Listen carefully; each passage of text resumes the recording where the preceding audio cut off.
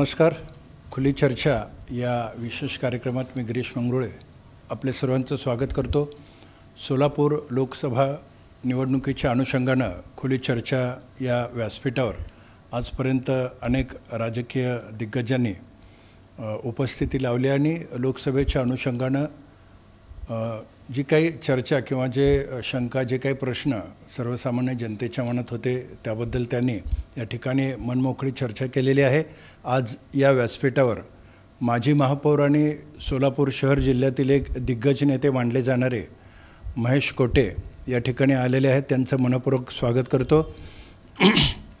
एक माजी महापौर असतील किंवा एक अनुभवी अभ्यासू आणि दूरदृष्टी असलेलं नेतृत्व म्हणून महेश कोटे यांच्याकडं पाहिलं जातं. सोलापूर शहर जिल्ह्याच्या विशेषतः सोलापूरच्या विकासात कोटे घराण्याचं एक मोठं महत्त्व राहिलेलं आहे.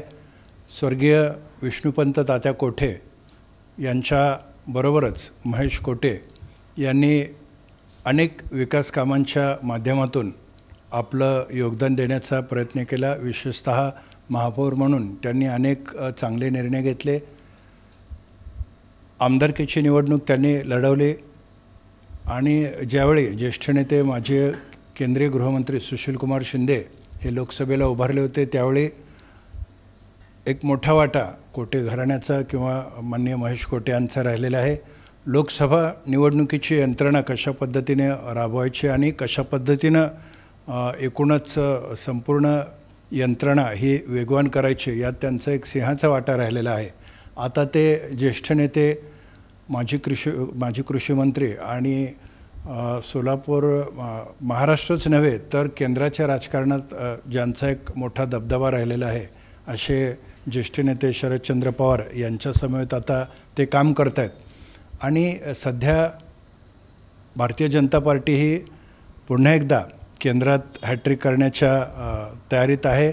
याचबरोबर सोलापूर जिल्ह्यात देखील विशेषतः सोलापूर लोकसभा मतदारसंघात देखील भारतीय जनता पार्टी आता राम सातपुते यांच्या माध्यमातून हॅट्रिक करण्याच्या तयारीत आहे. तर त्याचवेळी आमदार प्रणिती शिंदे यांच्या माध्यमातून एक तगडं आव्हान महाविकास आघाडीनं निर्माण केलेलं आहे त्यांच्यासमोर. तर एकूणच लोकसभेची ही निवडणूक कशी राहणार आहे, महाराष्ट्रात काय स्थिती असेल किंवा देशात काय स्थिती असेल या संदर्भात आज आपण महेश कोटे यांच्याशी मनमोकळा संवाद साधणार आहोत.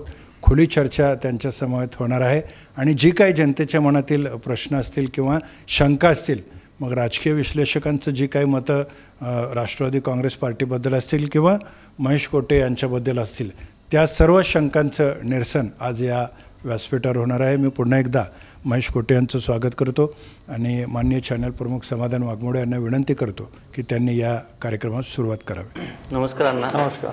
आज या सोलापूर लोकसभा निवडणुकीच्या निमित्तानं आपल्या या खुली चर्चेच्या व्यासपीठावर माजी महापौर महेश अण्णा कोटे यांचं मी इन सोलापूर न्यूज चॅनलच्या परिवाराच्या वतीनं हार्दिक स्वागत करतो.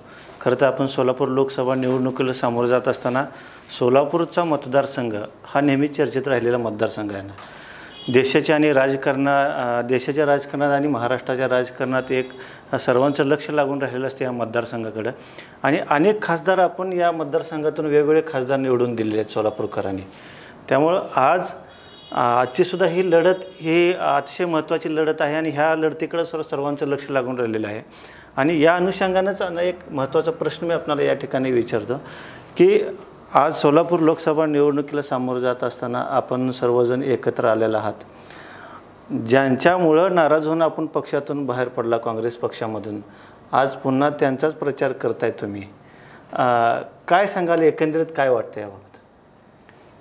बघा, तात्यांनी जवळजवळ 30 ते 40 वर्ष काम केल्यामुळं तात्यांना काही मिळालं नाही आणि ती नाराजी म्हणून मी पक्षाच्या बाहेर पडलो. पण बाहेर पडल्यानंतर ज्या पक्षात गेलो तिथंसुद्धा आमच्या कामाची कदर केली गेली नाही आणि त्यामुळं परत मला ती पार्टी सोडावी लागली. राष्ट्रवादीमध्ये आलो आणि राष्ट्रवादीमध्ये आल्यानंतर पवारसाहेबांनी ज्या पद्धतीने ट्रीटमेंट मला मिळाली ती बघता मी पूर्ण त्यांच्याबरोबर काम करायचं फायनल निर्णय माझा सांगून टाकला सगळ्यांनाच. आणि त्यामुळं ही जागा आत्ता शहर उत्तरची ही राष्ट्रवादीला आहे त्यामुळं मी प्रणितीताई आत्ता लोकसभेला उभारले, पण मी 1-1.5 वर्षापूर्वीच जाहीर केलं होतं की मी आता मध्याला लढणार नाही, उत्तरलाच लढणार आहे. त्यामुळं प्रणितीताई त्या लोकसभेला जाणार का नाही जाणार हा विषय नव्हता. आणि आत्ता इंडिया आघाडीच्या माध्यमातून सर्वच पक्ष एकत्र आल्यानंतर आणि त्यातल्या त्यात सगळ्यात जास्त लीड जर कोणी घेतलं असेल तर ते पवारसाहेबांनी घेतलेलं आहे. सगळ्यांना एकत्र आणण्यामध्ये सगळ्यात सिंहाचा वाटा पवारसाहेबाचा आहे. राहुल गांधींनी सुरुवात केली, परंतु सगळ्यांनी पवारसाहेबावर विश्वास ठेवून हे केला. आणि मग मी जर पवारसाहेबाचा अनुयायी असेल तर पवारसाहेब जे निर्णय घेताल त्या निर्णय फॉलोअप करणं हे माझं धर्म आहे आणि ते मी पाळतोय. समोर कोण आहे तो भाग वेगळा आहे. आणि मी 2 वेळा त्यांच्या विरोधात लढलोय, तरी मी आज त्यांचं काम उघडपणे करालोय. त्यांनी काय मला बोलवायला आलं नाही किंवा त्यांची वाट बघत बसलो नाही की मला सांगतील वगैरे. माझं आत्तापर्यंत हे आहे, ज्या पार्टीत आहे त्या पार्टीशी लॉयल राहायचं काम मी केलेलं आहे. पार्टीत राहून गद्दारी करण्याचं काम कधी केलं नाही. आणि त्यामुळं आता ज्या पार्टी बरोबर आहे त्या पार्टीशी लॉयल राहणं आणि त्या दृष्टिकोनातून जे काम आहे ते काम प्रामाणिकपणे पार पाडणं हे माझा धर्म आहे, ते मी पाळतोय. काय वाटतं जसं पक्षामध्ये तुम्हाला म्हणजे आता काँग्रेस पक्षाचा प्रवेश करता कसं आहे, प्रणितीताईचा विजय 100% आहे. हे कोणी सांगितलं आहे? मी नाही सांगत, भाजपवालेच सांगतात. बघा, एक साधा नगरसेवक जर निवडून आला तर दुसऱ्या इलेक्शनला त्या निवडून आलेल्या नगरसेवकाला परत रिपीट करतो आपण. पण आता खासदार त्यांचा काम केला नाही म्हणून त्याचं तिकीट कट करण्याचं काम भाजपनेच केलं आहे. म्हणजे त्या खासदारांनी काम केलं नाही ह्याची सर्टिफिकेट भाजपनेच दिलं आहे ना, दुसऱ्या कोणी द्यायची गरजच नाही. त्याच्या आधीचा सुद्धा कॅन्डिडेटला त्यांनी बदलला कारण त्यांनी काम केलं नाही, ह्याचंही सर्टिफिकेट भाजपनेच दिलं आहे. मग भाजप पक्ष स्वतः कबूल करत असेल की आमचा उमेदवार काम केला नाही तर त्याचं उत्तर जनतेने ओळखून घ्यावं. म्हणजे भाजपची इच्छा नाही आता त्यांचा उमेदवार निवडून मिळावा. दोन्ही खासदार निष्क्रिय ठरलेत असं म्हणायचं आहे का तुम्हाला? भाजपने सांगितलंय, मी सांगत नाही. निष्क्रिय ठरले हे भाजपनेच कबूल केलंय म्हणून तर त्यांची तिकीटं कट केली ना. तिकीट कोणाचं कट होतंय? ज्याचं काम नाही आहे. एखादा नगरसेवक सुद्धा असेल ज्याचं काम असेल त्याचं तिकीट कोणीच कट करत नाही. तसं मग खासदार सुद्धा जर काम केलं असेल तर त्याचं तिकीट कट करायचा विषय झाला नसता. हे काम केलं नाही ह्याचं कबुलीत भाजप पक्षाने दिलेलं आहे. तेव्हा आता जनतेने ओळखावं. पक्ष स्वतः सांगतंय की हे आमचे दिलेले दोन्ही उमेदवार निष्क्रिय होते आणि आमच्या फक्त मोदीच्या नावावर हे लोक निवडून आले आणि काहीच काम केलं नाही. ज्याच्यासाठी लोकांनी त्यांना संधी दिली, ते संधीचं सोनं करण्याची संधी होती, ती संधी त्यांनी घालवली. आणि तुम्ही म्हणल्यासारखं एक 10 वर्ष दोन्ही खासदारांच्या कामाचा जर आढावा घेतला, एक चर्चा जनतेमध्ये एक नाराजीचा सूर आहे, जनतेमध्ये एक नाराजी व्यक्त करण्यात येते सातत्यानं एक 10 वर्षाचा. परंतु असं देखील चर्चा होती की 40 वर्ष काँग्रेस पक्ष सत्तेत होता, शिंदे साहेबांनी या ठिकाणी वेगवेगळी पदं भूषवली आणि मग शिंदे साहेबांनी 40 वर्षात काय केलं असा देखील विरोधकाकडून आरोप होता. करेक्ट आहे. मला सांगा, आता मागचे 30 वर्षाचा आपण विचार करूया. सध्या खासदार कोण होते? जयसिद्धेश्वर महाराज. त्याच्या आधी कोण होते? बनसोडे साहेब, शरद बनसोडे साहेब. त्याच्या आधी कोण होते? शिंदे साहेब. शिंदे. त्याच्या आधी कोण होते? सुभाष देशमुख. त्याच्या आधी कोण होते? प्रतापसिंग वैद्य पाटील. त्याच्या आधी कोण होते? वल्ल्याळ. मग ही एवढ्या मोठ्या लोकांची यादी तुम्ही सोडता बाजूला आणि शिंदे साहेबांनी काम केलं काय केलं विचारता. मग ह्या लोकांनी काय काम केलं ते त्याचं उत्तर द्या ना. मग आम्ही सांगू काय त्या शिंदे साहेबांनी काय काम केलं ते? ह्यांचे उत्तर तुमच्याकडे नाहीच आहे. कुठल्याही वार्डात जावा, कुठल्याही भागात जावा, विचारा ह्यांनी काय काम केलं आहे का. कुठल्याही खासदाराचं नाव मी सांगितलं, तुम्ही कामाची यादी द्या, मी डिजिटल लावतो सगळीकडं. या खासदारांनी आत्तापर्यंत सोलापूरसाठी काय केलं आहे, मी आत्ता जेवढे नावं सांगितले भाजपच्या खासदारांचे, त्यांची यादी तुम्हीच द्या, आम्ही लावतो तुमच्या डिजिटल. उठलं की शिंदेसाहेबांनी काय केलं, शिंदेसाहेबांनी काय केलं. अरे एका जिल्ह्याला स्वतंत्र विद्यापीठ देशात कुठं नाही ती विद्यापीठ दिली. उजनी टू सोलापूर पाईपलाईन आणली, तेवढं एकच काम केलं म्हणता. तुम्हाला 10 वर्षात शिंदेसाहेबांनी पैसे ठेवलेले पैशाचे नुसतं इम्प्लिमेंट करून तुम्हाला लाईन घालता आली नाही साधी. काय कुठल्या तोंडाने तुम्ही सांगताय ह्या सगळ्या गोष्टी? शिंदेसाहेबांनी तरतूद केली होती 100% दुसरी लाईनची. मग 10 वर्षात तुम्ही साधी लाईन घालू शकला नाही. लोकाला वेटीस तुम्ही धरता. 8-8 दिवसाला एकदा पाणी येत आहे हद्दवाड भागातल्या लोकांना, आणि तुम्ही सांगता शिंदे साहेबांनी काय काम केलं. हुतात्मा एक्सप्रेसच्या मुलांना जायला यायला उशीर होते, त्यांना त्रास होते म्हणून सोलापुरातली मॅक्झिमम मुलं पुण्यात आहेत, त्याच्यासाठी स्पेशल ट्रेन चालू केली साहेबांनी. किती कामं सांगावेत. साधा शिंदे साहेबांनी मंजूर केला, पवार साहेबांनी शिंदे साहेब केंद्रात मंत्री असताना त्यांनी पुणे टू हैदराबाद रस्ता, चौपदरी रस्ता मंजूर केला. तो 10 वर्षात तुम्ही पूर्ण करू शकला नाही अजूनपर्यंत. अजूनही उमरग्यापासून तुमच्या नवदूरपर्यंत रस्ता अजूनही पूर्ण झाला नाही 10 वर्षामध्ये. आणि तुम्ही सांगता फार आम्ही केलो, असं केलो आणि तसं केलो. मंजूर केलेला रस्ता करून घेता आला नाही तुम्हाला साधं. कुठल्या तोंडाने तुम्ही सांगता की आम्ही कामं केलो म्हणून. ना खाऊंगा ना खाणे दूंगा म्हणणारे आज इलेक्ट्रिक बोर्डच्या माध्यमातून कोर्टासमोर उघडे झालेले आहेत. किती पैसे खाल्ले त्याचे हे कोणी काय सांगायची गरज नाही. आम्ही कोर्टाने सांगितलं ना, कोर्टासमोर स्वतः SBIने कबूल केलं किती मोठा घोटाळा झाला ते. ज्या गोहत्येच्या नावाने तुम्ही सांगता गो माता आहे वगैरे वगैरे, त्या गोहत्या करणाऱ्या, त्या चमडा विकणाऱ्या त्याच्या कारखान्यांकडून तुम्ही 60-60, 70-70 कोटी रुपये त्यांच्याकडनं घेता. कुठल्या ह्याच्यात तुम्ही बसता, कुठल्या मुद्द्यावर तुम्ही बोलू शकता. शेतकऱ्याची अवस्था काय, शेतकऱ्याच्या अंगावर गाड्या घालता तुम्ही, शेतकऱ्याला मारून टाकता, दिल्लीला या लागलं तर त्यांना रस्त्यात रोखता. कुठला एक तरी मुद्दा सांगा की तुम्ही लोकांसाठी केला आहे. हे ते सांगितलं कुठलं ते आरोग्यासाठी 5 लाख रुपये देतो, कुणाला मिळालं. एक सोलापुरात एक तर केस सांगावं. आयुष्यमान भारत योजना कुणाला मिळाली आहे. सोलापुरात एक केस दाखवावी की त्याला 5 लाख रुपये मिळालेत म्हणून. हे सगळे बोगस प्रचार आहे त्यांचा. फक्त कुठल्या प्रचारावर त्यांनी जे आत्ता सांगतायत की माझी गॅरंटी, कुठली गॅरंटी देणार. भ्रष्टाचाराची गॅरंटी, सगळ्यात जास्त भ्रष्टाचार तुम्ही केला हे ऑन रेकॉर्ड आलेलं आहे. ऑन रेकॉर्ड आहे ते. तुम्ही ज्या ज्या योजना सांगितल्या सगळ्यात सुद्धा बोगस निघालेल्या आहेत. आयुष्यमान भारत बोगस निघालं, तुम्ही विमा योजना केली ती बोगस निघाली. गॅस देतो फुकट देतो म्हणले, सांगितले गॅस दिलं आणि 1200 रुपये रेट केलं. कुठल्या योजना तुमच्या सक्सेसफुल झाल्यात आणि लोकांना हिताच्या झाल्यात ते तरी सांगा. व्यापारी समाधानी नाही आहे. 45 दिवसात त्यांना व्यापाऱ्याला तुमचा धंदा होऊ न होऊ टॅक्सेस तुम्ही त्यांच्याकडनं वसूल करताय. GST एवढ्या मोठ्या प्रमाणामध्ये तुम्ही लावलेली आहे.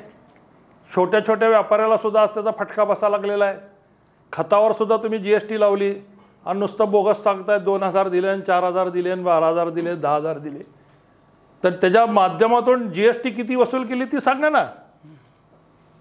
कुठला तुमच्याकडे मुद्दा आहे की आम्ही तुम्हाला मत द्यावं ते सांगा. मी सुद्धा काल तुमचं काम केलो, जिल्हा प्रमुख होतो मी सुद्धा. मी महाराजाचा सूचक म्हणून माझी सही आहे त्याच्यावर. पण माझ्या तरी वार्डात त्यांनी 1 रुपया दिला का सांगावं महाराजांनी येऊन, पब्लिक समोर येऊन सांगावं. तुम्ही म्हणल्यासारखं न खाऊंगा न खाणे दूंगा असा मोदीजींचा नारा, पण खाणारेच सगळे पक्षात येतात. म्हणजे त्याचा अर्थ काय तुम्ही ओळखा ना. तुम्ही त्यांच्यावर आज आरोप लावता आणि दुसऱ्या दिवशी त्यांना प्रवेश देता, ना खाणे दूंगा म्हणता. मग खाणाऱ्याला तर तुम्ही प्रोत्साहन द्यायला लागला ना उलटं. खाणाऱ्या सगळे जेवढे लावा तुम्ही सांगितले सगळ्याला पक्षात घेतलं, याचा अर्थ काय. अजून खावा म्हणल्यासारखं सर्टिफिकेटच द्यायला लागलाय तुम्ही. तिथं खाल्ला थोडं कमी खाल्ला, आता इथं आमच्याला जास्त खावा अशा पद्धतीचं तुम्ही सर्टिफिकेट द्यायला लागलाय. काय तुमच्याकडून आम्ही अपेक्षा करायची, काय तुमची गॅरंटी घ्यायची उद्या. बरोबर. हां, कुठल्या मुद्द्यावर तुम्ही आम्हाला मत मागणार आहे ते तरी एकतरी मुद्दा आम्हाला पटेल असं सांगा ना. नुसतंच बोगस 400 पार आणि हसलं पार आणि तसलं पार सांगता. काय त्या बोगस घोषणेला काय अर्थ काय. तुमच्या कुठल्याच घोषणेला अर्थ नाही आहे ना. लोकाला पटेल असं एकतरी मुद्दा सांगा. महागाई कमी करतो म्हणून तुम्ही सत्तेवर आला 2014ला, केली का महागाई कमी. भ्रष्टाचार कमी करतो म्हणला, केला का भ्रष्टाचार कमी. एवढ्या युवकांना काम देतो म्हणला, 2 कोटी लोकांना रोजगार देतो म्हणला, दिला का कोणाला रोजगार. सोलापुरातल्या प्रत्येक 10 घरामागं एक तरी मुलगा सोलापूर सोडून बाहेर गेलेला आहे. काय केलं तुम्ही. तुमचे 7-7, 8-8 खासदार तुम्हाला निवडून दिलं. 4-4 वर्ष तुम्हाला आमदारकी मिळते आहे. त्याच्या आधी 3-3 वर्ष तुम्हाला आमदारकी दिली आमच्या उत्तर तालुक्याने. काय केलं तुम्ही ते तरी सांगा आमच्यासाठी. तुम्ही उठले की सुटले की शिंदेसाहेब, उठले की सुटले की शिंदेसाहेब. काय केलं शिंदेसाहेबांनी. जे काय झालं थोडंफार ते सगळं शिंदेसाहेबांनीच केलं आहे. 100 कोटीची रस्ते सुरुवातीला शिंदेसाहेबांनीच आणले. ड्रेनेजची 350 कोटीची योजना शिंदेसाहेबांनीच आणली. पाण्याच्या पाईपलाईनसाठी 350 कोटी रुपये शिंदेसाहेबांनीच दिले आणि तुम्ही सांगता शिंदेसाहेबांनी काहीच केलं नाही. ठीक आहे, मग आमचे वैचारिक काही मतभेद असतील शिंदेसाहेबाबरोबर, परंतु काम केलं नाही हे म्हणणं चुकीचं आहे. हां ठीक आहे, त्यांच्या नशिबाने त्यांच्या बाकीच्या ह्याच्याने त्यांना पक्षाने जास्त संधी दिली असेल म्हणून सगळं खापर त्यांच्या डोक्यावर मारून तुम्ही फक्त मोकळे होणार आहात का? त्यांनी नाही केलं म्हणून 2-2, 3-3दा शिंदेसाहेबाला पाडलं, त्यांच्या बायकोला पाडलं, 2दा स्वतः शिंदेसाहेबाला पाडलं. मग त्याचं काय सोनं केलं तुम्ही ते सांगा ना. ज्या शिंदेसाहेबाला तुम्ही नावं ठेवून पाडलात, मग त्याच्यानंतर तुम्हाला संधी दिल्यावर तुम्ही काय केलं ते सांगा ना. विमानसेवा चालू करतो म्हणलं कारखान्याची चिमणी पाडलात. काय झालं, किती दिवस झाले चिमणी पाडून? लगेच 8 दिवसात विमानसेवा चालू होणार आहे म्हणलात. मग होत नसेल तर पाडलाच कशाला? नाही अण्णा, याच्यामध्ये कसं आहे की आता तुम्ही म्हटलं तसं विरोधकांकडून हाच प्रश्न विचारला जातो आहे की साहेबांकडे केंद्रातील खूप मोठे मोठे हे होते आणि असं असताना मग त्यांच्या काळात उद्योग का आले नाहीत? ती संधी होती, म्हणजे गृहमंत्री होते, लोकसभा नेते होते. बघा एक मिनिट सांगतो, म्हणजे गृहमंत्री एक बरोबर आहे तुमचं म्हणणं. उद्योग का आले नाहीत? उद्योग येण्यासाठी त्यांनी अनेक प्रयत्न केले. NTPC सारखा प्रोजेक्ट आणला तर तुम्ही नावं ठेवला, सगळ्यांनी रिजेक्ट केलेला प्रोजेक्ट आणला. अरे ज्या आज साधी नवीन वस्ती झाली, लाईट दिवाबत्ती पाणी असेल तर लोक तिथं राहायला जातात. ही साधी गोष्ट जर तुम्हाला समजत नसेल तर तुम्हाला बोलण्यात काय अर्थ आहे? लाईट विजेचा जर प्रश्न सुटला तरच उद्योग वाढतील आणि उद्योगपती येतील. आज तुमचं लेबर युनियन एवढे आहेत की आहे ते कारखाने तुम्ही बंद पडायला लागलात. तुमचं राजकारण त्याला नडा लागलेला आहे. मग नवीन उद्योजक येणारा म्हणणार कशाला येऊ मी ह्या सोलापूरला? तुम्ही कुठलेही निर्णय घेताना काही गोष्टी लिमिटेशन्स असतात. तुम्ही मुंबईतले जाऊन ट्रेड युनियन बघा कशा पद्धतीने काम करते. एखाद्या जर नवीन युनिट झाला तर त्याचं कर्ज फिटेपर्यंत तिथं ट्रेड युनियन काढली जात नाही. कुठल्याही कामगारांचे म्हणजे पहिल्यांदा इंडस्ट्री जगवा आणि मग सवलती द्या. ही जर हे आपण जर ठेवलो तर 100 उद्योजक उद्या येतील. आज सोलापुरात तुम्ही फक्त शिंदेसाहेबांनी आणलं नाही म्हणता, महाराष्ट्रातले उद्योग गुजरातला घेऊन चाललेत. त्याच्यावर का नाही बोलत तुम्ही? त्याच्यातला एखादा प्रोजेक्ट तुम्ही सोलापूरला का नाही आणला? मग ठीक आहे, शिंदेसाहेबांनी नाही केलं, तुम्ही 10 वर्षात का नाही केलं? मग उलट तुम्हाला संधी होती ना, शिंदेसाहेबांनी केलं नाही आम्ही करून दाखवलंय म्हणायची, मग ती संधी बी तुम्ही घालवली ना. कुठल्या तोंडाने तुम्ही सांगताय शिंदेसाहेबांनी केलं नाही म्हणून? शिंदेसाहेबाच्या मुळात काही पदं जास्त मिळाले असतील, त्याचा उपयोग त्यांनी जिथं जिथं करायचा आहे. NTPC आणला, पॉवर ग्रेड आणला. पॉवर ग्रेडमुळं आज विजेचं जे नियंत्रण आहे ते सोलापुरातून होते. कुठं कमी जास्त वीज द्यायची त्याचं हे होतंय. उद्या इंडस्ट्रीज आल्यानंतर लागणारी एक्स्ट्रा वीज हे पॉवर ग्रेडच्या माध्यमातून आपल्याला मिळू शकणार आहे. आणि हे आल्यानंतर मग त्यांनी सिमेंट कारखान्या सगळ्या काही आले, काही कल्याणीने इथं स्टील प्लांटसाठी जागा घेतली. पण दुर्दैवाने त्याच्यानंतर तर त्यांची सत्ताच गेली. ज्यावेळी काम चालू झालं त्यावेळी आपणच पायावर दगड मारून घेतलो, शिंदेसाहेबाला पाडलो. नाही, NTPC आलं तरी स्थानिकांना रोजगार किती मिळाला हा एक प्रश्न उपस्थित केला जातो. मी काय म्हणतो, एक स्थानिकाला रोजगार कधी मिळेल?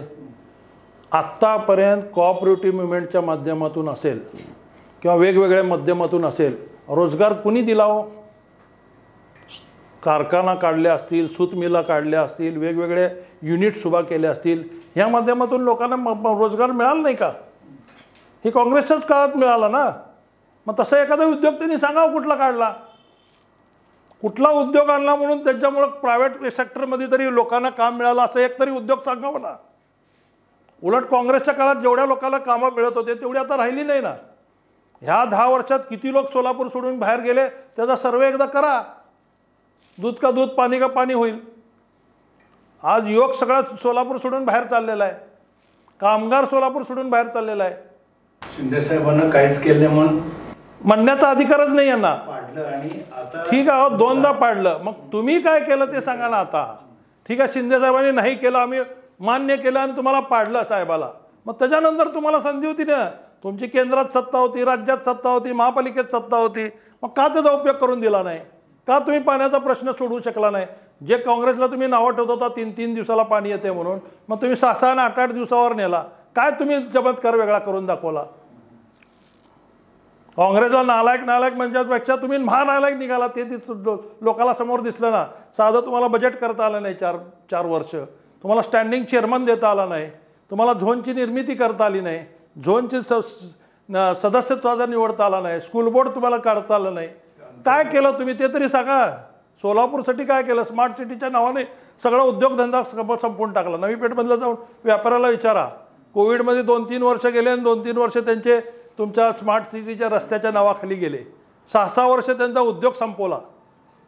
काय अधिकाराने तुम्ही बोलताय? आणि कोण कामं केली? सगळी निकृष्ट दर्जाची तुमच्याच नगरसेवकांनी कामं केली. घेणारी कंपनी कोण? गुजरातची. कामं करणारे कोण? इथले लोकल नगरसेवक. ही ऑन रेकॉर्ड आहे. मी आरोप करतो असं नाही, ऑन रेकॉर्ड आहे, सगळ्याला माहिती आहे. एकदम निकृष्ट आहेत. तुम्ही बघा ना सगळीकडे. तुम्ही उद्या हद्दवाडीत जाऊन एक राऊंड मारून या. जेवढं ड्रेनेजचं काम झालेलं आहे, गोडेवारने पहिल्या ड्रेनेजच्या कॉन्ट्रॅक्टरला रद्द केलं. 8-8 लाख रुपये दिवसाला दंड लावला. 8 लाख का 11 लाख, आणि त्याला पळून जायला लावलं. नंतर ज्याला काम दिलं ते भाजपचे आमदार आणि मंत्री आहेत. त्यांच्याच कंपनीला काम दिलं तुम्ही. त्यांचं काम काय क्वालिटीचं झालं तुम्ही जरा हद्दवाडीला फिरून विचारा. सगळीकडे चोकअप व्हायला चालू झालेलं आहे. म्हणजे आमच्या भागात काम करायचं असेल तर आम्हाला कंत्राट दिलं पाहिजेत, ही एक चर्चा त्यावेळी होती. नगरसेवक जबरदस्तीने, हे खरं आहे का? मारून घेतलंय काही लोकांनी. तर ही सगळ्याला माहीत आहे. आमच्यापेक्षा मीडियाला जास्त चांगलं माहिती आहे, कारण आमच्याकडे लेट निरोप पोचतंय. मीडियाला आधी कळतंय सगळं. लोकांना कॉन्ट्रॅक्टरला मारून त्यांच्या लोकांनी कामं घेतली. स्मार्ट सिटी हा केवळ दिखावा असं दिखावाच आहे की. सोलापुरातला कुठल्याही भागात जाऊन विचारा स्मार्ट सिटी सोलापूर स्मार्ट झालं का असं वाटतंय का कुणाला? काय स्मार्ट सिटीच्या माध्यमातून झालंय मला सांगा ना. सोलापूर स्मार्ट झालं असं वाटतंय? धूळ तशीच आहे, कचरा तसाच आहे. सोलापुरात आत येताना नाकाला वास आल्याशिवाय सोलापुरात एंट्री होत नाही. झोपलेला माणूस सुद्धा सोलापूरच्या बाउंड्रीवर आला की लगेच लक्षात येते सोलापूर आलं म्हणून, कारण ते ड्रेनेजचे वास ऐकला की सोलापूर आला लगेच कळत आहे. तुम्ही मध्यंतरी म्हटलं स्मार्ट सिटी शहर उत्तरमध्ये मोठ्या प्रमाणात भ्रष्टाचार झाला आहे. भ्रष्टाचार झालायच की. मग मी सांगतोय की अजून सुद्धा सांगतोय ना. सत्तेचा दुरुपयोग झालाय. सत्तेचा फायदा घ्यायला पाहिजे होता. सत्ता हे सेवेचं साधन आहे हे समजलंच नाही त्यांना. सत्ता लुबाडण्याचं काय एक आपलं साधन आहे असं समजून त्यांनी फक्त लुबाडण्याचं काम केलं. कारणीभूत अंतर्गत गटबाजी, अंतर्गतबाजी आहे. बरेच दिवस उपाशी राहिल्यानंतर ते एकदम खावं असं वाटलं असेल, त्यामुळं ते सगळं हे झालेलं आहे आणि सगळं ते आता अपचन झालेलं आहे. अण्णा, सोलापूर विधानसभा म्हणजे विधानसभेची निवडणूक असतील किंवा लोकसभा निवडणुकीत असतील, यामध्ये शहर उत्तरची भूमिका ही प्रत्येक वेळी निर्णायक ठरली. आणि आता लोकसभेला सोलापूर लोकसभा मतदारसंघात सर्वाधिक मताधिक्य सोलापूर शहर उत्तर देईल असं आमदार विजयकुमार देशमुख यांनी म्हटलं आहे. ठीक आहे, समजेल ना. दूध का दूध पाणी का पाणी 6 जूनला समजेल. किती त्यांचा गेल्या असता 63,000चा लीड तेवढा टिकवून दाखवा म्हणजे झालं. ते टिकवणार नाहीत असं तुमचं म्हणणं? 50,000 कमीत कमी मायनस नाही केलं तर मी राजकारण सोडतो. शहर उत्तरमधून कमीत कमी 50,000चा लीड मायनस होईल. ना आपण काँग्रेसमधनं शिवसेनेत आला, शिवसेनेतनं राष्ट्रवादीत आला. महेश कोटे हे अस्थिर आहेत अशी टीका म्हणजे विरोधकांकडून केली जाते. मग असं असताना मतदारांनी आपल्यावर विश्वास कसा ठेवायचा? अहो, मतदारांनी विश्वास का ठेवायचा? ज्या ज्या पक्षात मी होता ती तिन्ही पक्ष एकत्र मिळून आम्ही काम करतोय. काँग्रेस, शिवसेना आणि राष्ट्रवादी हे तिन्ही पक्ष आता महाआघाडीत आहेत. त्यामुळे तिघं एकत्रच आहे की आता एकच आहे. त्यामुळे मी पक्ष बदलल्याचा परिणाम काय झाला नाही. ताटातलं वाटीत आणि वाटीतलं ताटात एवढंच आहे. नाही, मतदारांसमोर जाताना किंवा कार्यकर्ते, अहो, मतदारांना चांगलं माहिती आहे हे जे आहे ना हे फक्त विरोधकाचे निगेटिव्ह घोषणा आहेत. मी का पक्ष सोडला आत्तासुद्धा सांगितलं. 40 वर्षात तात्यांना काय मिळालं नाही म्हणून मी काँग्रेस सोडली होती. शिवसेनेचे एवढे मोठे 21 नगरसेवक कधी आले नाही, तेवढे नगरसेवक आणल्यावर सुद्धा माझं तिकीट कट होतं आहे. झालं का नाही कट? मग मी सोडली का? मी सोडली का स्वतःहून? का बाबा मला काहीतरी आमदारकी मिळाली आहे जसं आता काही बाकीचे गेलेले आहेत खोक्यासाठी किंवा अजून कशासाठी. तसं तर मी गेलेलं नाही ना. तसं काय माझ्यावर ब्लॉट नाही ना. माझ्यावर कुठला भ्रष्टाचाराचा ब्लॉट नाही एवढ्या 40 वर्षामध्ये. माझ्यावर पक्षाने फार दिलं आणि तरी मी पक्ष सोडला असं पण नाही आहे. कुठला आहे ते तरी सांगा ना मला. मी सोडलं पक्ष सोडलेले तुम्ही चर्चा करता, माझ्यावर झालेल्या अन्यायाची चर्चा करत नाही का? मी जर 21 नगरसेवक आणले, त्या सेनेचे किती येऊ शकले असते मी सांगणार नाही, कारण मी बोललं तर काही लोकांना वाईट वाटेल. मग मी 21 आणले की नाही आत्तापर्यंत जेवढी आणली नाही, मग माझ्यावर तिकीट का कट केलं सांगावं ना, त्याचा खुलासा द्यावा, खुलासा त्याचा. मी सोडलेले फक्त चर्चा करतात, त्याच लोकांना माझा प्रश्न आहे, तुम्हीच उत्तर द्या त्याचं, का माझं तिकीट कट झालं ते. आणि मग मी काय करायला पाहिजे होतं? तरी अन्याय सहन करून राहायला पाहिजे होतं. अहो, ज्या बाळासाहेब ठाकरेंनी ही शिवसेना काढली त्यांनीच सांगितलं अन्याय सहन करू नका, सांगितलं का नाही? मग त्या पक्षात राहून त्या नेत्याचं मी ऐकलो ना, अन्याय माझ्यावर होत असेल. आता पुन्हा शिवसेना त्यांच्यासोबत आहे. मग तेच सांगलो की मग तिन्ही परत आले ना, एकत्रच आलो की परत शेवटी. आणि बघा मी ज्या पक्षात गेलो तेच पक्ष एकत्र आहेत. प्रश्नांना पद्मशाली समाजाचे आपण नेते आहात आणि हा पद्मशाली समाजाचं वोट बँक म्हणून भाजपकडे जास्त वळलेला आहे पद्मशाली. मग महाविकास आघाडीकडं येण्यासाठी आपण आपल्याकडे काय प्लॅन आहे का? हे बघा, हे काय लपून राहिलेलं नाही आहे. तुम्ही संघ परिवारामध्ये जरी गेला तर 75% संघाचे लोकही पद्मशाली आहेत, तेलुगू भाषिक आहेत. 75% संघसुद्धा आमच्यावर उभारलेला आहे, माझं म्हणणं आहे डायरेक्ट. त्याचा उपयोग तुम्ही गैर करून घ्या लागला, त्याचा उपयोग चांगला कामासाठी करा, असं मला त्यांना सल्ला आहे.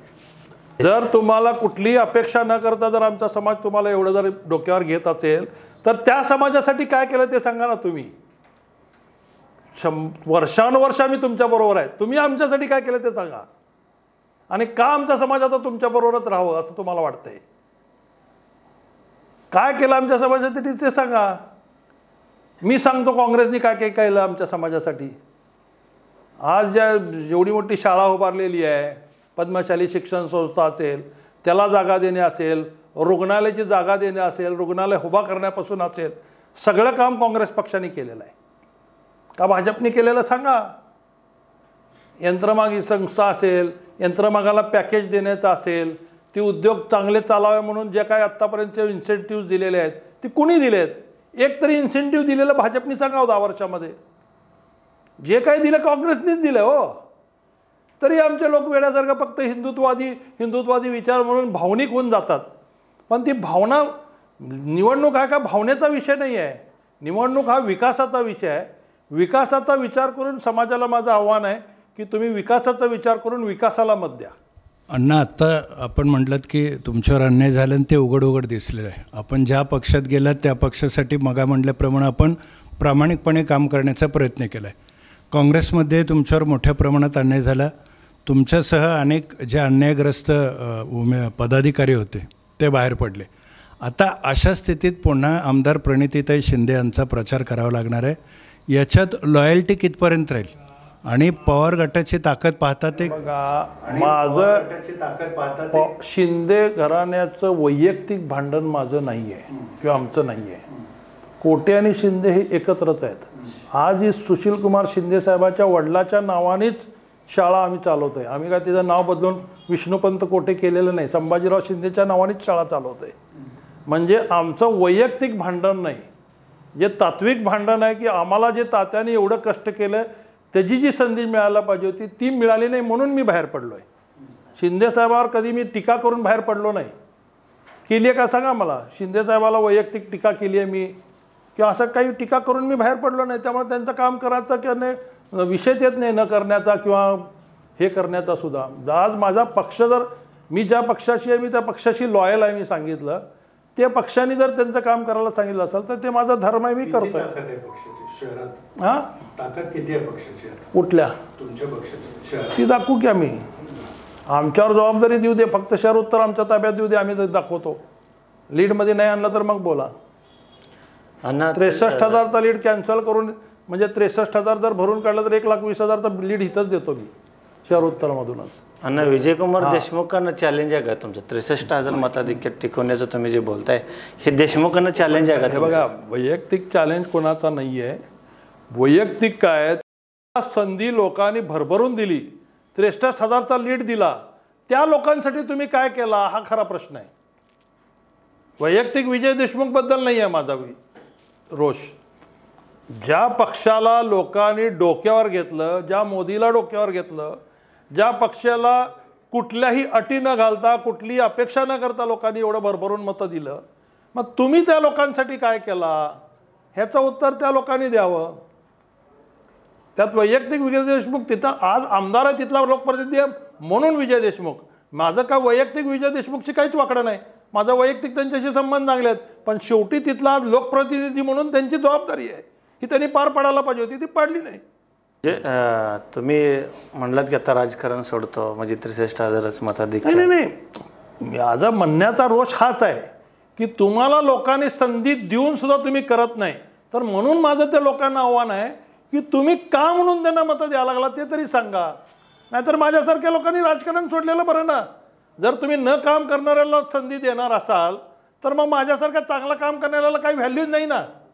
कशासाठी मी हे राजकारणात राहू असं मला वाटतंय. बरोबर 4 वेळा आमदार होतात ते, म्हणजे तुम्ही म्हणतात त्यांनी काम केलं नाही तर तरीही 4 वेळा आमदार होत आहेत. तेच की भावनिक होऊन लोक आता सुद्धा बघताना तुम्ही भावनिक होऊन मतं देतात, कामावर मतं दिलंच जात नाही, हे तर दुर्दैव आहे ना. माझं हेच म्हणणं आहे. माझ्या पर्सनल मी सुरुवात माझ्या घरातून सुरू करतो, म्हणजे माझ्या समाजातून सुरू करतो की तुम्ही देत येताना मतं भावनिक होऊन देऊ नका. तुमच्यासाठी जर त्यांनी काय केलं असेल तर जरूर द्या मतं, पण तुमच्यासाठी काय केलं काय जर एकदा जमा खर्च तरी बघा, चेक करा कधीतरी बसून शांतपणे. काय केलं आपल्यासाठी, कुठली एखादी योजना दिली आहे. आज आपले उद्योग सगळे बंद पडलेत, साधी औद्योगिक बँक बंद पडली, तुम्ही चालू केली का? 4 समाजाच्या पूर्व भागात बँका होत्या, त्याच्यासाठी काय मदत केली का भाजपने 10 वर्षात? सांगावं त्यांनी. आज तुम्ही नाही त्या गोष्टी करू शकता, जजसुद्धा मॅनेज करू शकता, मग हे का चालू करू शकत नाही? ज्याच्यावर आमचा पुरता आर्थिक नाडा ज्याच्यावर आहे त्याच्यासाठी तुम्ही काय केलं सांगा ना. म्हणून माझं सगळ्याला आव्हान आहे की तुम्ही त्यांना एवढे असे मतं भरघोष देता आणि त्यांनी तुम्हाला तुमची किंमत पण करत नाहीत. एकदा त्यांचं मतदान खाली आणा, मग तुमच्या घरी पाया पडत येतील हे लोक काम करतो म्हणून. जोपर्यंत तुम्ही त्यांना दाखवणार नाही त्यांची जागा, तोपर्यंत तुम्हाला मोजलं जाणार नाही. सोलापूर लोकसभा मतदारसंघात आघाडीत धर्म पाळून तुम्ही प्रणिती शिंदे यांचा प्रचार करताय. आगामी विधानसभा निवडणुकीत सुशीलकुमार शिंदे आणि प्रणिती शिंदे हे आघाडीत धर्म पाळून तुमचा प्रचार करणार का? करावं. धर्म पाळायचं असं पाळणार असतील तर ते करतील, जर त्यांना फक्त राजकारण करायचं असेल तर करणार नाहीत. पण त्यांनी मला करणार आहेत का नाही आहे ह्याचा विचार करून आज मी माझ्या पक्षाच्या विरोधात काम करू शकत नाही. आणि उद्या नाही केलं तरी माझं काही त्यांना हे नाही आहे. मी माझ्या हिमतीवर मी इलेक्शन लढवतोय आणि आजपर्यंत माझ्या हिमतीवर लढवलेली आहे. कालसुद्धा अपक्ष लढवताना कुठलाची मदत नसताना एवढी मतं घेऊन दाखवलेली आहे. म्हणजे लोक माझ्या पाठीमागे आहेत हे मी दाखवून दिलं आहे, प्रूव्ह केलेलं आहे. ज्या काँग्रेसचे 46 नगरसेवक होते ते 14वर आणले, मी ज्या शिवसेनेचे 8 सुधार होते ते मी 21वर आणले. हे रिझल्ट आहे, प्रूफ आहे का दमदाटी करून किंवा पैसे वाटून मिळालेले मतं नाहीत. ही तात्याने केलेली आत्तापर्यंतची जे कष्ट आहेत, लोकांची जी कामं केलेली आहेत प्रामाणिकपणे, त्याचं हे फळ आहे.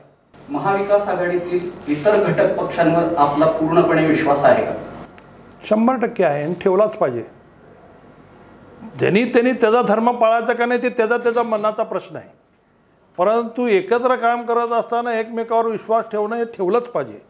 तो विश्वास त्यांनी पाळतात का विश्वासघात करतात तो नंतरचा प्रश्न समाजासमोर येणारच आहे. मागचा अनुभव तसं सांगत नाही ना.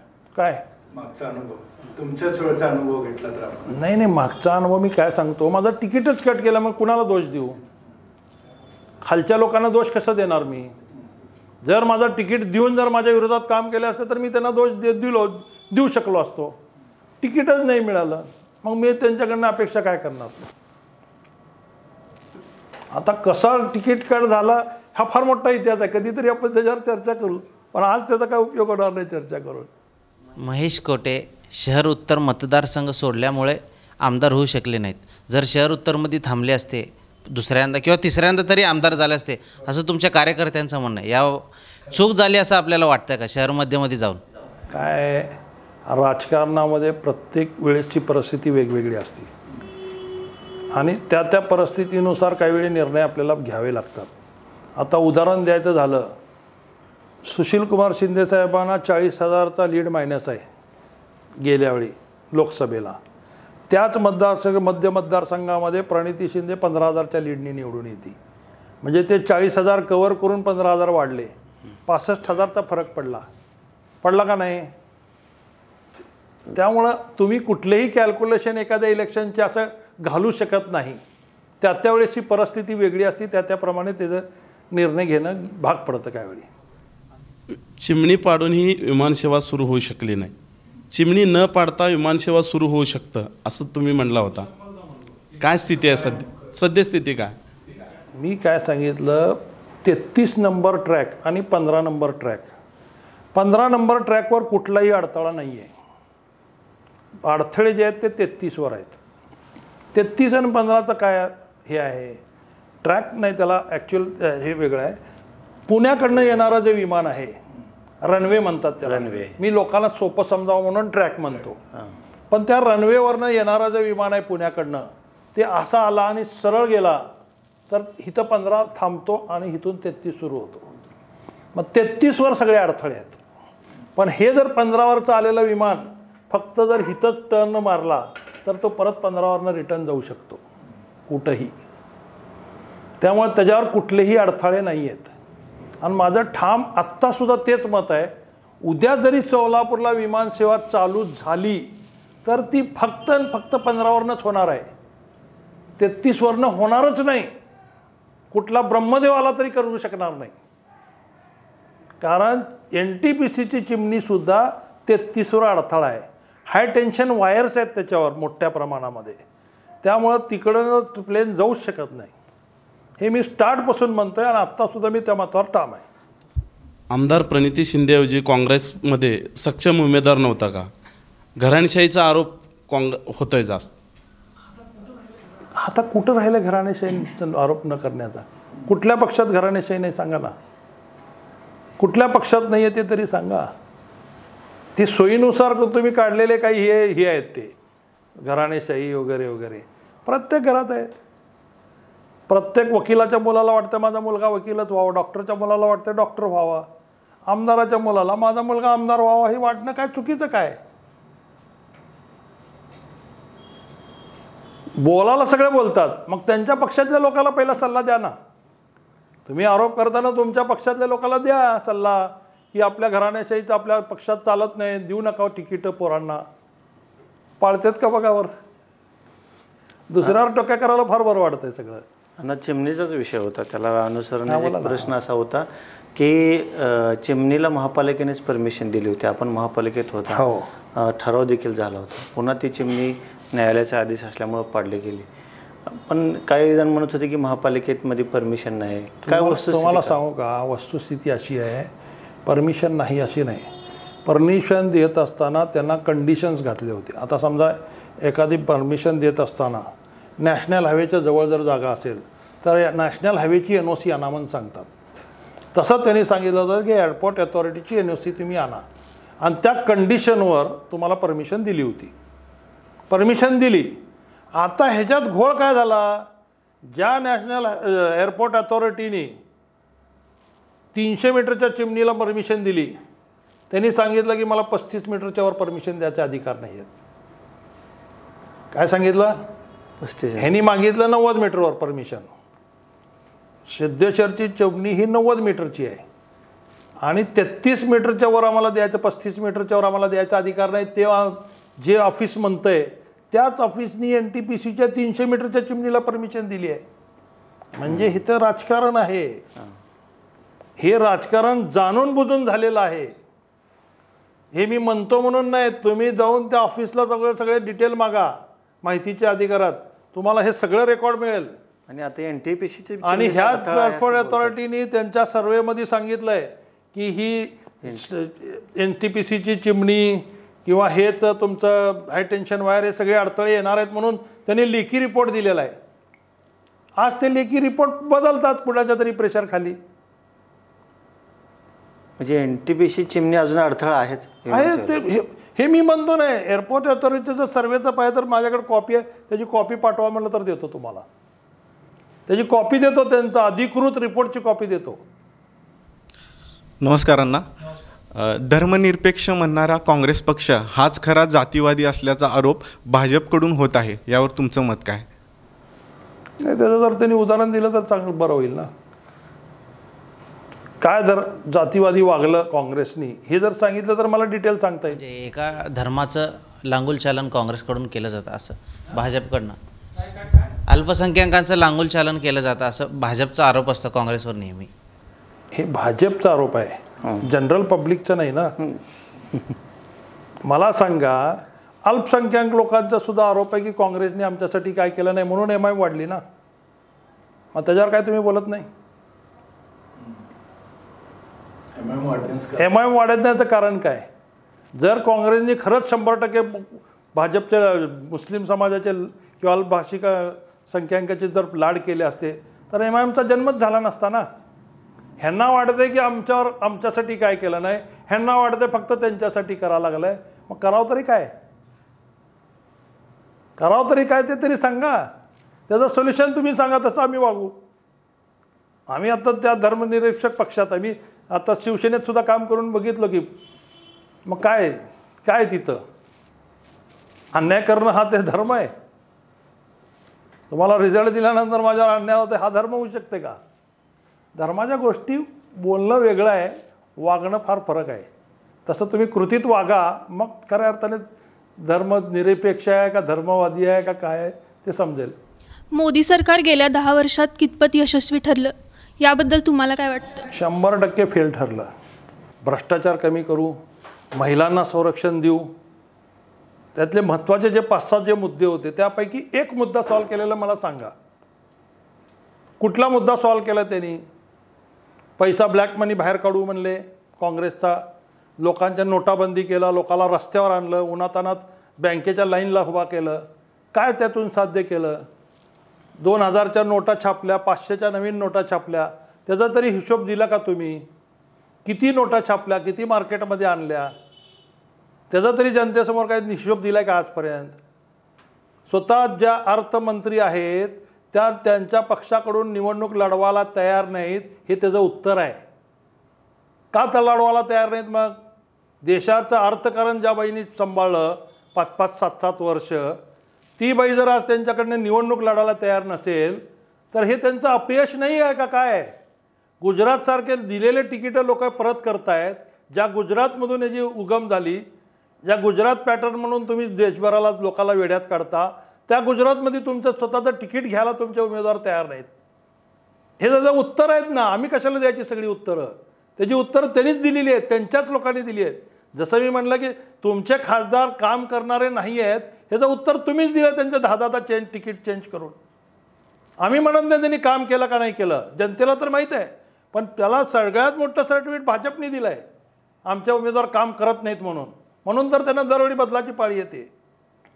त्यामुळे मोदींनी काय काम केलं हे फक्त भाजपच्याच लोकांना माहिती आहे, बाकीच्या जनतेला माहीत नाही. तसं जर असतं तर लोक, शेतकरी आज रस्त्यावर आला नसता, लोक रस्त्यावर दूध सांडले नसते. आज टमॅटो सडा लागलेले आहेत, कांदे सडा लागलेले आहेत, त्यात लोक सोडू दिले नसते. आज त्यांचा एक्सपोर्ट थांबवला, त्याच्यामुळे किती मोठं नुकसान करोडोचं झालं तुम्हाला माहिती आहे. आज रेडीमेडचा धंदा सोलापुरात सगळ्यात मोठा चालणारा धंदा, आज जवळजवळ 200 कोटीचं रेडीमेडवाल्यांचं नुकसान झालं. याला जबाबदार कोण आहे? फक्त सोलापूरमध्ये 200 ते 300 कोटीचं नुकसान झालं आहे रेडीमेडवाल्याचे. रेडीमेडवाले आता सगळे कामगार निघून गेलेत कर्नाटकमध्ये राहायला. तुम्ही जाऊन विचारा रेडीमेडवाल्यांना हे सगळ्या गोष्टी. तुम्हाला पण माहीत आहेत ना, तुमच्या सगळ्या ओळखीचे आहेत. मग काय काय तुम्ही केलं ते तरी सांगा ना आम्हाला. सगळ्याच क्षेत्रात तुम्ही हे आहे. त्यामध्ये कुठल्या जर बाईची धिंड काढली, कुठल्या राज्यात ते मणिपूरला, मग तुम्ही महिलांना संरक्षण देतो म्हणला आणि दुसरीकडे तुम्ही धिंड काढता त्याची. काय तुमच्यावर विश्वास ठेवायचा? आणि तुम्ही परत प्रचार करताय मोदी की गॅरंटी. कसली गॅरंटी? स्वतःच्या बायकोला दिलेली गॅरंटी पाळली नाही आणि तुमची गॅरंटी कोण घेणार? लग्न करताना गॅरंटी दिली होती ना तिला आयुष्यभर सांभाळायची, ती तरी पाळली का? ना राज्यात शरद पवार गटाची स्थिती काय असेल आणि बारामतीकडं कसं लक्ष असेल आपलं? सध्या महाराष्ट्रामध्ये एकच आवाज आहे, कारण महाराष्ट्राचं आद्य दैवत कोण आहे? पांडुरंग आहे. सगळा वारकरी काय म्हणतोय, रामकृष्ण हरी, आणि प्रत्येक वारकऱ्याच्या आता तोंडात आहे रामकृष्ण हरी, आपली तुतारी बरी. त्यामुळे सगळे तुतारीच्या मागे आहेत. विजयसिंग मोहिते पाटील सारखा घराणा जे बाहेर पडला होता ते सुद्धा आज परत रिटर्न येते. अनेक लोक, निंबाळकरांचे सख्खे भाऊ, चुलत भाऊ, ती सगळी लोक आज परत राष्ट्रवादीमध्ये प्रवेश करत आहेत. हे सध्या शरद पवारांचं सगळ्यात मोठं यश आहे महाराष्ट्रामधलं. बघा त्या माणसाचा किती मोठेपणा आहे. ही आघाडी टिकावी म्हणून वेळ पडली तर त्यांनी कमी जागा घेतली, 10 जागा घेतले. त्यांना म्हणता आलं नसतं का इक्वल जागा द्या म्हणून, का तेवढी ताकद नाही आहे का राष्ट्रवादीची? नाही आहे का सांगा महाराष्ट्रामध्ये? मग त्यांनाही वाढवून घेता आले नसते का जागा? पण पवारसाहेबाचं मन इतकं मोठं आहे की ठीक आहे, एखादी गोष्ट घडवत असताना मोठा म्हणून सगळ्याला सोबत घेऊन जात असताना काही वेळेस सगळ्याचे हट्ट पुरवावे लागतात, आणि ते पुरवण्याचं काम आजपर्यंत पवारसाहेबांनी केलं. म्हणून महाराष्ट्राचा सगळा माणूस शरद पवारांना मानतो. कारण कुठल्या वेळी काय निर्णय घ्यायचं हे पवारसाहेबांकडनं शिकण्यासारखं आहे. बारामती 100% जास्त गेल्या वेळेसपेक्षा डबल लीडनी येतील. विश्वास आहे? विश्वास काय, त्यांच्या घरातच ठरलेला आहे. कोणी जरी निवडून आलं तर पवारच येणार आहे ना. त्यामुळे पवार मॅच फिक्सिंग आहे. त्याच्यावर आपण चर्चा न केलेली बरी. वंचित बहुजन आघाडी आणि MIM पक्षाचा काँग्रेसला कितपत फटका बसेल? बघा, गेल्या आंबेडकरांचे नातू म्हणून प्रकाश आंबेडकरांना जवळजवळ 1,80,000 मतं पडली. आता मी वेगळं सांगण्याची गरज नाही की कुणी जरी उमेदवार दिला तर तो 1,80,000 तर मतं खाणार नाही.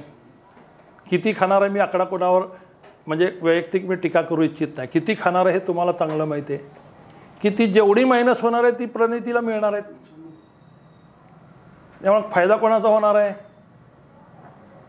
कॅन्डिडेट जरी उभारला, आज MIMची तशीच परिस्थिती आहे. तुम्ही कर्नाटकचं आणि तेलंगणाचं जर पिक्चर बघितलं तर मुस्लिम समाजाला काय वाटतं की MIMच्या डिवायडेशनमुळे भाजप वाढायला लागलेला आहे, आणि त्यांचाही कुठल्याही परिस्थितीत भाजपचा त्यांच्यावर विश्वास नाही आणि त्यांचा भाजपवर विश्वास नाही. त्यामुळे ही मतंसुद्धा ॲटोमॅटिक ह्यावेळेस प्रणिती शिंदेकडे येणार आहेत. त्यामुळे प्रणिती शिंदेचा निवडून येणं हे 100% ही फिक्स आहे. त्यामुळे त्याच्यासाठी कुठल्या भविष्यकाराची गरजच नाही असं माझं मत आहे. शहर उत्तरमधून तुम्ही 54,000 मताधिक्य घेतलं. आता प्रणितींना किती मताधिक्य देणार शहर उत्तरमधून? हां, गेल्या वेळी मला पडलेली मतं मी तुम्हाला एकच सांगितलं. गेल्या वेळी मी 2009चा तुम्ही सांगताय, पण आत्ताची परिस्थिती जर पाहिली तर जे 63,000चा लीड आहे गेल्या वेळी शिंदेसाहेबापेक्षा भाजपला, तर तो लीड मी 100% सांगतो की तुम्हाला 50,000 कमी होईल. कारण त्यांच्याकडे कुठलाच मुद्दा नाही लोकांना मतं मागण्याचा. मी परत रिपीट तेच करतोय. महागाईवर काही करू शकले नाहीत, बेकारीवर काही करू शकले नाहीत, अर्थकारणावर काही करू शकले नाहीत, महिलांच्या संरक्षणासाठी काही करू शकले नाहीत, शेतकऱ्यांसाठी काही करू शकले नाहीत, व्यापाऱ्यांसाठी काही करू शकले नाहीत. कुणासाठी केलं त्यांनी सांगावं, त्यांना का लोकांनी मतं द्यावं हे सांगावं. त्यामुळे मी गॅरंटीने सांगतो, जर सद्विवेकबुद्धीने जर लोकांनी मतदान केलं तर 50,000पेक्षा सुद्धा जास्त लीडनी शहर उत्तरमध्ये लोक त्यांना पाडतील. महेशांना कोटे हे आपल्याकडंच असावं हे प्रत्येक पक्षाला वाटतं. नेमकं गमक काय ना? तात्याची किमिया. तात्यांनी आजपर्यंत लोकांची प्रामाणिकपणे केलेली सेवा, ह्याच्यामुळे लोकांना वाटतं की हाचा प्रामाणिक माणूस आपल्या पक्षात असेल तर आपल्याला ह्याच्यापेक्षा चांगला रिझल्ट मिळू शकेल. आणि हे जे काँग्रेसचे जे सध्याचे इच्छुक नगरसेवक असतील, राष्ट्रवादीचे इच्छुक नगरसेवक जे तिकडे गेलेले आहेत त्यांना असेल, किंवा शिवसेनेचे काही तिकडे गेलेले नगरसेवक असेल त्यांना विचारा, त्यांनी सांगतील तुम्हाला. हे जाऊ नाही ना, यापूर्वी देखील तुम्हाला भाजपमधून ऑफर होती. भाजपमध्ये प्रवेश करायचं ते पण ठरलं होतं. फडणवीस साहेबांशी तुमची चर्चा बी झालेली होती. परंतु असं काय घडली की अशी एक चर्चा होती की स्थानिक नेत्यांमधूनच तुम्हाला विरोध झाला भाजपमध्ये. खरी वस्तुस्थिती काय? प्रश्नही तुम्हीच विचारला, उत्तरही तुम्हीच दिलंय. कुणी विरोध केलाय तुम्हाला चांगला माहिती आहे. त्यामुळं आता आपली तुतारी बरी बनाची पाळी आली आहे, तर त्यामुळे तुतारी बरोबर आहे. अजून एक काय इथलं सातत्याने आम्ही एक मध्यंतरी कॉलेज तरुणांमध्ये एक कार्यक्रम केला होता की इथल्या तरुण कॉलेज विद्यार्थ्यांना वाटतं की भविष्याची आमची चिंता त्यांना वाटते इथं की बाबा IT पार्क असावं, हे तरुणांना रोजगार असावा. उद्योजकांनी सुद्धा ते मत व्यक्त केलं. आपण एक IT पार्कचं उद्घाटन केलं, भूमिपूजन मोठ्या थाटामाटात केलं. एक अनेक तरुणांना एक आशा तुमच्याकडे लागून राहिलेली आहे. IT पार्कचं भूमिपूजन झालं, मी पण काम कधी सुरू होणार आहे? 100% तुम्हाला सांगतो, IT पार्कचं कुणी अडवलंय, कसं अडवलंय, का अडवलंय, हे सगळं मी विश्लेषण वेळ आल्यानंतर देणार आहे. पण एवढं निश्चित मी संकल्प स्वतःसाठी केला आहे की IT पार्क उभा करू शकलो नाही तर मी राजकारणात राहणार नाही. मी कुठलीही निवडणूक लढवणार नाही. कारण माझं स्वप्न आहे सोलापूरचा मुलगा सोलापूरमध्ये राहायला पाहिजे आणि त्याच्यासाठी वाटेल ती किंमत मोजाची पाळी आली तरी मी IT पार्क उभा करणार. आणि जर ती उभा करू शकलो तरच मी निवडणुकी लढवेन, नाही तर लढवणार सुद्धा नाही. जाणीवपूर्वक अडवलं गेलं राजकारण हो, ते मी वेळ आल्यावर सांगेन. आत्ता कसं आहे, आत्ता बोललं तर ते जरा राजकीय हे वाटेल. हे इलेक्शन संपू दे, आपण एकदा डिटेल बसून त्याच्यावर चर्चा करूया. मी पुरावे सहित देतो सगळे, कसं कोणी अडवलंय ते. वेळ आल्यावर सांगणार. वेळ आल्यावर मग पुरावे सहित देतो ना. असं वेग कुणावर तरी आरोप करणं मी आजपर्यंत केलं नाही. मी जे काय आरोप केले ते विचार करून आणि जाणीवपूर्वक आणि विथ पुरावाच केलेला आहे आत्तापर्यंत. तसं माझ्यावर अन्याय झाला, तात्यावर अन्याय झाला, ही विथ रेकॉर्ड आहे ना सगळं. ही मी मनाची गरजसुद्धा नाही, लोकांनाच माहिती आहे अन्याय झाला का नाही. मी अन्याय झाला नुसतं म्हणल्याने अन्याय होत नाही. प्रत्यक्षात झाला का नाही सगळ्या जनतेला माहिती आहे ना. तसंच ह्याच्या बाबतीत सुद्धा काय आहे ते मी सगळे पुरावे सहित देतो. नक्कीच अण्णा. सगळ्यात महत्त्वाचं म्हणजे अण्णा, मोहिते पाटील आता पुन्हा एकदा शरद पवार आणि त्यांचा जो एक जुना दोस्ताना होता किंवा एक जुने नातेसंबंध होते, ऋणानुबंध होते, ते आता पुन्हा एकदा अधिक घट्ट झाल्याचं दिसून येतं. आणि त्याचा परिणाम केवळ माढा लोकसभा नाही तर सोलापूर लोकसभा मतदारसंघावर होईल आणि पश्चिम महाराष्ट्राच्या राजकारणावर एक मोठा परिणाम होईल असं म्हटलं जातं. आणि राजकीय विश्लेषकांचं ते मत होतं. भाजपाने शेवटपर्यंत त्यांना थांबवण्याचा प्रयत्न केला पण त्यांना त्यात यश आलं नाही. नाही नाही नाही नाही थांबवण्याचा प्रयत्न केला हे मला तशी मी नाही समत नाही आहे. त्यांना जर थांबवायचं असतं तर ते 100% थांबवू शकले असते. त्यांची एकच मागणी काय होती की हा उमेदवार सोडून कोणालाही द्या, आम्हाला द्या, त्याची मागणी नव्हतीच त्यांची. होती का त्यांची मागणी अशी की आमच्याच घराण्याच्या माणसाला तिकीट द्या, अशी मागणी नव्हती. ह्या उमेदवाराने ज्यांना 1,05,6,000 मताचा लीड दिला ते माणूस जर त्यांच्याच मतदारसंघात त्यांचं राजकारण डिस्टर्ब करत असेल ते कुणाला आवडणार आहे? कुणाला आवडणार आहे? तिथं मोहिते पाटलाच्या जागी कोणी जरी राहिलं असतं तर ते सहन केलं नसतं ना. फडणवीसच्या त्या जागी जरी राहिले असते तर त्यांना सुद्धा हे सहन झालं नसतं. मग त्यांचंच राजकारण तिथं येऊन जर संपवत असतील तर त्याला तिकीट देऊ नका म्हणणं यात गैर काय? आता माझ्याकडे सुद्धा झालं, मी एकाला निवडून आणलं, सोडून गेला. आता उद्या जर त्याला तिकीट देऊन निवडून आणा म्हणल्यावर मी आणेल का? माझ्याच वार्डात झाले ना दोघांनी गद्दारी केली माझ्याची. मग त्यांना उद्या निवडून आणा म्हणून सांगितल्यावर माझ्या जबाबदारी टाकल्यावर मी आणेन का? वेळ पडले तर ते पक्ष सोडून देईन पण मी त्यांना आणणार नाही असंच म्हणेल ना. मग तेच भूमिका त्यांनी घेतली. काय चुकीची घेतली? त्यांचं म्हणणं होतं जे चुकीचं चाललंय ते दुरुस्त करा. तुम्ही दुरुस्त केलं नाही. ते दुरुस्त केलं असतं तर हे घडलंच नसतं. सगळं घडलं असतं का? त्यांनी स्वतःच्या तिकीटसाठी तर केलं नाही आहे. हे तर पूर्व सगळीकडे सिद्ध आहे. त्यांनी काय म्हणलं की ज्याने आमचं राजकारण संपवा लागलेलं आहे, ज्याला आम्ही निवडून आणलं तोच जर आमचं राजकारण संपवत असेल तर त्याला बदला, एवढंच मागणी होती त्यांची. मग त्यांनी ठाम होते, बदलाला तयार नव्हते. त्यांना नाही त्यांनी निर्णय घ्यावा लागला. याचा परिणाम आता येणाऱ्या विधानसभा निश्चित त्याचा फायदा आम्हाला होईल ना. आम्हाला निश्चित फायदा होईल ना त्याचा. कारण मोहिते पाटील घराण्याचं एक वलय पश्चिम महाराष्ट्रात आहे पूर्ण. नुसतं सोलापूरपुरतं तर आहेच आहे. इव्हन बारामती मतदारसंघाला फायदा होणार आहे, सातारा मतदारसंघाला फायदा होणार आहे, सोलापूर मतदारसंघाला होणार आहे, माढा तर होणारच आहे. अशा सगळ्या मतदारसंघात त्यांचं हे आहे. इव्हन कोल्हापूरमध्ये त्यांचं चांगलं हे आहे. त्यामुळे त्याचा सगळीकडे फायदा होईल. मग आता त्याला जपणं काम त्यांचं होतं ना, त्यांनी जपलं नाही ना. हेच तर आमचं म्हणणं आहे. तुम्हाला संधी मिळून सुद्धा तुम्ही त्याचं का सोनं करत नाही? आमचं म्हणणं हितच आहे. तुम्हाला ह्यांना नाकारून तुम्हाला लोकांनी काहीतरी दिलं मग त्याचं तुम्ही काहीतरी चेंज करून दाखवायला पाहिजे ना लोकांसाठी. ते तुम्ही करून दाखवत नाही आणि परत तुम्ही दुसऱ्यावर फक्त नावं ठेवत राहता. अशाने काय होणार आहे? तुम्हाला संधी मिळाली नाही तर तुम्ही नावं ठेवला आम्ही समजू शकतो, पण तुम्हाला संधी देऊन पण तुम्ही जर बदलायलाच तयार नसेल तर मग त्याला अर्थ काय ह्या सगळ्या गोष्टीला चर्चा करण्याला? तुम्ही नुसतं कायम टीकाच करत राहणार आहेत का काहीतरी करून दाखवणार आहे? तुम्हाला लोकांनी संधी दिल्यावर काहीतरी करून दाखवा ना. करून दाखवण्यासाठी दिली आहे. समजा एनी काम केलं नाही म्हणून बीला संधी दिली. नुसतं बीच्या नावाने ओरडत राहणं म्हणजे का तुमचं हे झालं का, क्वालिफिकेशन झालं का याच्या नावाने ओरडणं? म्हणजे बीनी दाखवून दिलं पाहिजे ना. मला संधी दिल्यामुळं मी हे नाही करू शकले नाही, जे ए नाही करू शकले नाही ते मी बीनी करून दाखवलं. असं कुठंतरी घडलं का? एक तरी उदाहरण सांगा ना मला. एक उदाहरण सांगा. काँग्रेसने जे केलं नाही ते ह्यांनी केलं असं एकही उदाहरण नाही आहे. भाजपाचे माजी अध्यक्ष आणि आता काँग्रेसवासी असलेले प्राध्यापक अशोक निंबर्गे या खुली चर्चेत सहभागी झाले होते. त्यांनी अत्यंत गंभीर आरोप भारतीय जनता पार्टीवर केले आणि अबकी बार 400 पार हा जो नारा आहे तो जुमला आहे आणि भाजप केवळ मार्केटिंग करता आणि 400 पार नाही तर जनताच हद्द पार करेल असं त्यांनी स्पष्ट आरोप केला. अगदी बरोबर आहे त्यांचं म्हणणं, बरोबर आहे. कारण माझ्यापेक्षा भाजपबद्दल जास्त ते सांगू शकतात, त्यांच्याच ह्याच्यात ते वाढलेले आहेत. पण त्यांचंसुद्धा हेच मत आहे फिरून मी जे म्हणतो ते, की तुम्हाला संधी मिळाल्यावर तुम्ही काहीच करत नाही आहे. हेच सगळ्यात मोठं दुःख आहे. तुम्हाला संधी मिळाली, 400 पार कधी झालं असतं? तुम्ही दिलेल्या शब्दापैकी काय 10-50% तरी शब्द पाळले असते तर 400 पार 100% झाले असते. पण आता फक्त कार्यकर्ते काम करावं, ढिल्डे पडू नये म्हणून तुमचे 400 पारचा नाद आहे.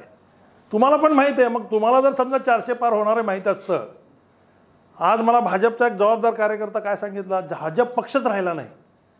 मोदी सरकार म्हणतात म्हणला, हो BJP सरकार कुठं म्हणतात? जसं काँग्रेस सरकार म्हणत होते. गांधी सरकार कधी कोणी म्हणलं नाही देशात. पण आज कोण म्हणतंय?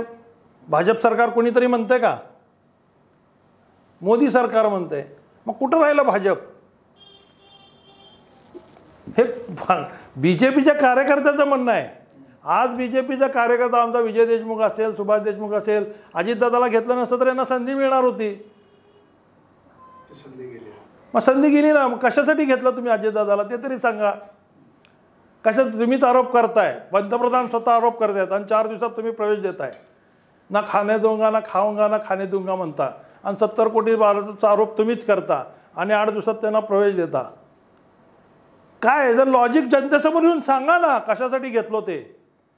का सांगत नाही? जर तुमच्याकडे 400 पारची एवढी जर तुमची कॅपॅसिटी वाढलेली आहे मग कशाला पाहिजे असे भ्रष्ट लोक तुम्ही ज्यांना म्हणताय भ्रष्ट आहेत त्यांना घ्यायची गरज का पडायला लागली तुम्हाला? का पडायला लागली सांगा ना मग जनतेसमोर एकदा खुलून सांगा. आम्हाला पण कळू द्या. ज्या गोष्टी आम्हाला माहीत नाही ते तरी समजू द्या. मग आम्ही बी आमचा विचार बदलू शकतो. पण तुम्ही ते सांगायलाच द्या नाही. नुसतंच काहीतरी घोषणा सोडायच्या, दरवेळी कुठं तर हलगी वाजवा आणि कोविड निघून जाते ताट वाजवा, हे असलं काहीतरी तुम्ही सांगणार आणि ते सगळ्यांनी आम्ही ऐकायचं वेड्यासारखं. म्हणजे काय समजता तरी काय तुम्ही भारतीय जनतेला? समजता तरी काय ते तरी सांगा एकदा ओपन. तुम्ही जे म्हणायचं आहे ना एकदा खुलाशेवर सांगा. आम्ही ऐकायला तयार आहोत आणि आम्हाला पटलं तर आम्ही 100 तुम्हाला 400 नाही 500 पार करून देऊ. चला आम्ही देऊ तुम्हाला. पण सांगा ना कसं करणार, काय करणार आहे तुम्ही, काय केलं आहे तुम्हाला संधी दिल्यावर.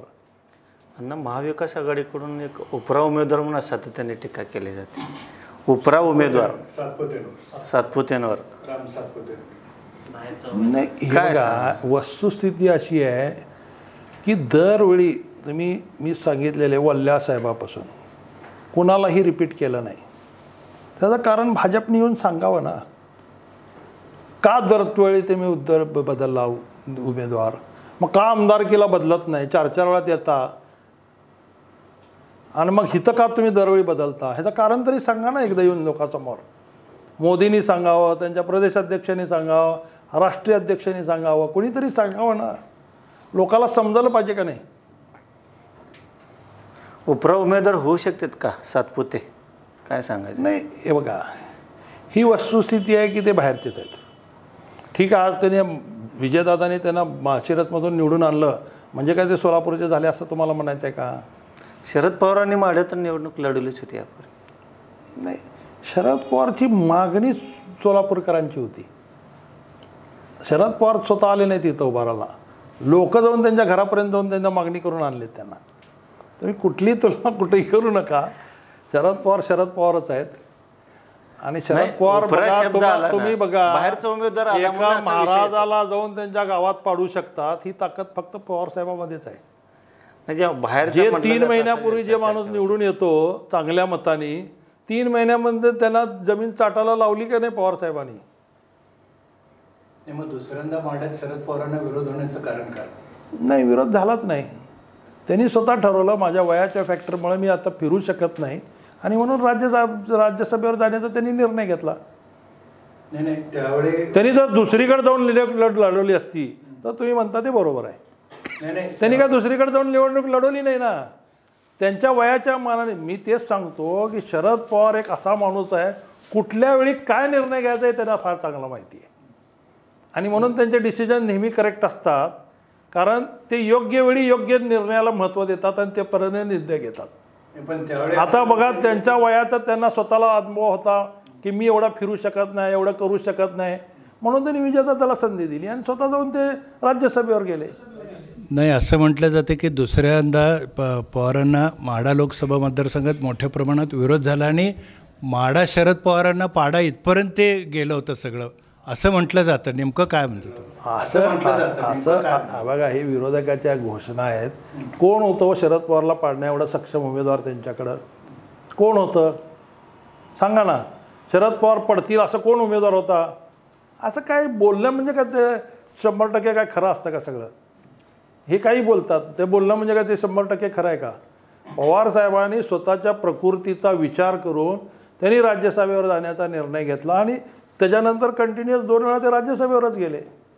हां, त्याच्यानंतर जर त्यांनी निवड, आत्तासुद्धा लोकांची मागणी होती बारामतीतून तुम्ही उभा राहा म्हणून, त्यांनी सांगितलं नाही, सुप्रिया सुळेच लढतील.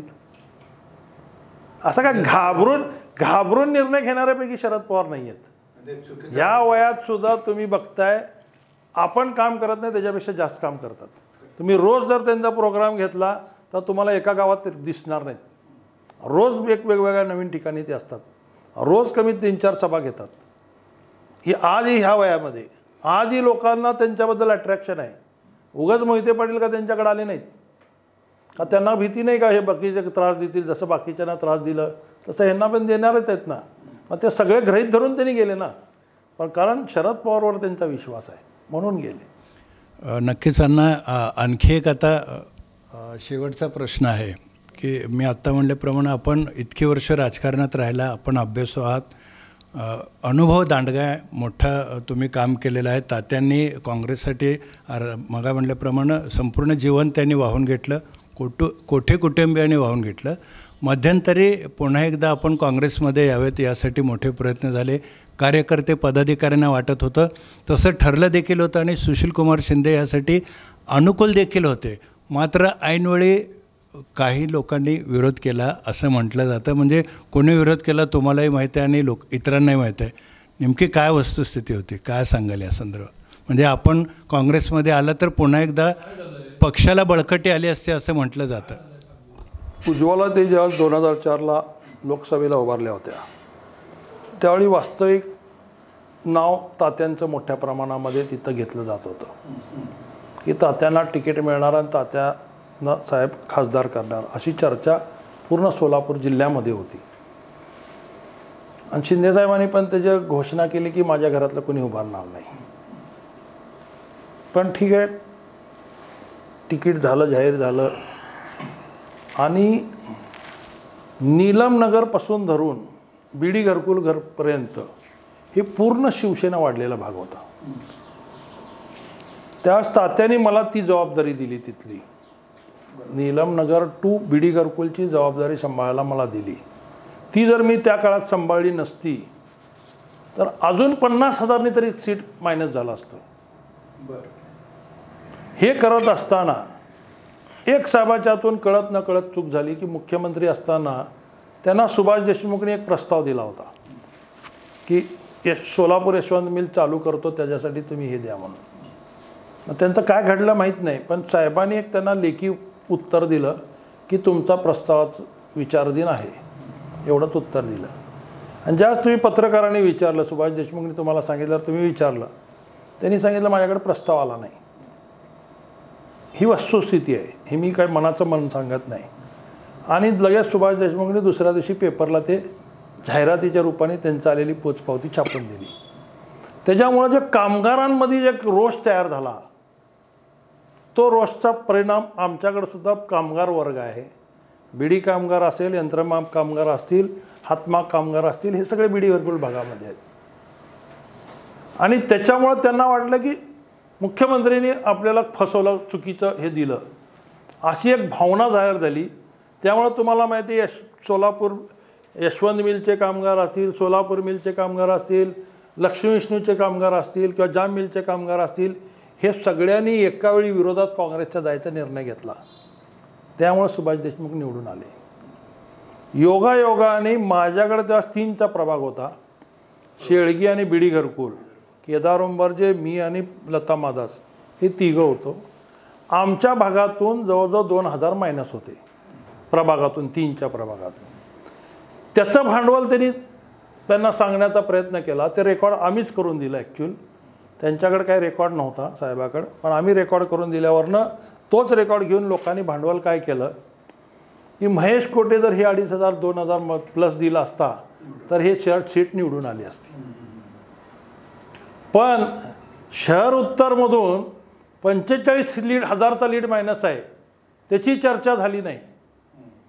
त्यावेळेसचा शहर दक्षिण, तिथं शिंदेसाहेबाला 33,000चा लीड होता, ते 2900वर आला.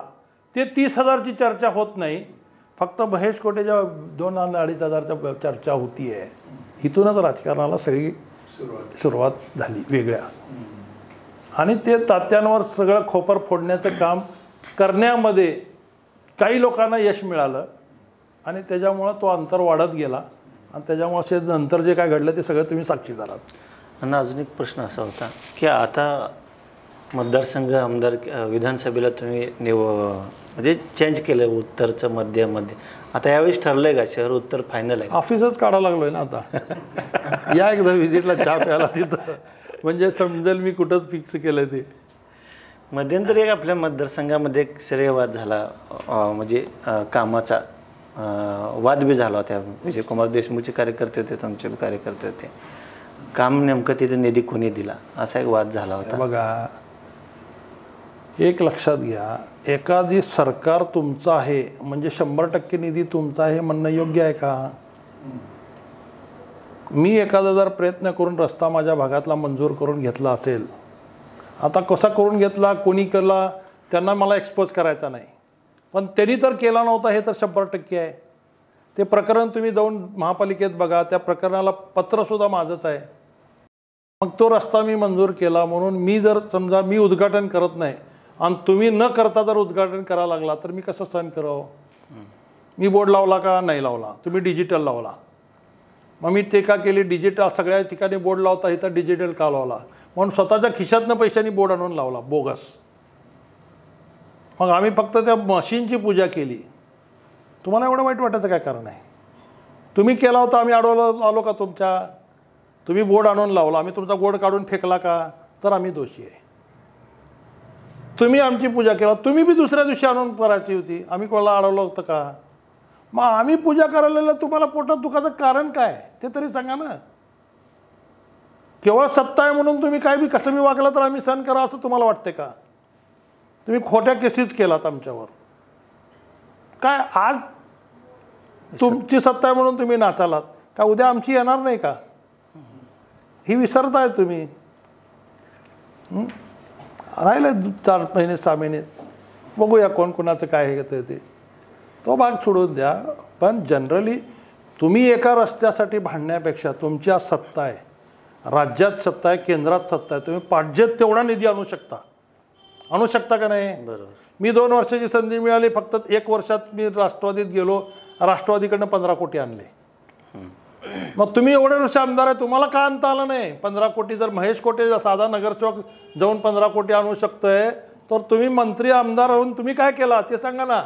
मी एक रस्त्यासाठी भांडण्यापेक्षा तुम्ही 10 रस्ते करून दाखवायचे होते त्या भागातले, तर खऱ्या अर्थाने तुम्ही मर्द म्हणून मी तुम्हाला सत्कार केला असता. तर मी नामर्द्यासारखं काहीतरी तुम्ही कुठं तर माझ्या रस्त्यावर येऊन गोंधळ घालायचा प्रयत्न करताय. ही नामर्दगीपणा आहे, मर्दगीपणा नाही आहे ही. स्वतःच्या बायकोला रस्त्यावर आणून माझं मंगळसूत्र गेलं असं तुमचा कार्यकर्ता म्हणतोय. म्हणजे एखाद्या क्रेडिटसाठी बायकोला सुद्धा रस्त्यावर आणण्याची पाळी येते. ह्याच्यापेक्षा दुर्दैव काय हो तुमचं? सत्ता असताना तुम्ही विरोधात असता असं वागला असतं तर मी समजू शकलो असतो. सत्ता असून तुम्ही 10 रस्ते करू शकता ना, मग एक रस्त्याच्या क्रेडिटसाठी एवढं का तुम्हाला हे करायची पाळी येते? म्हणजे हा तुमचा नाकर्तेपणा आहे, हा तुमचा अपयश आहे.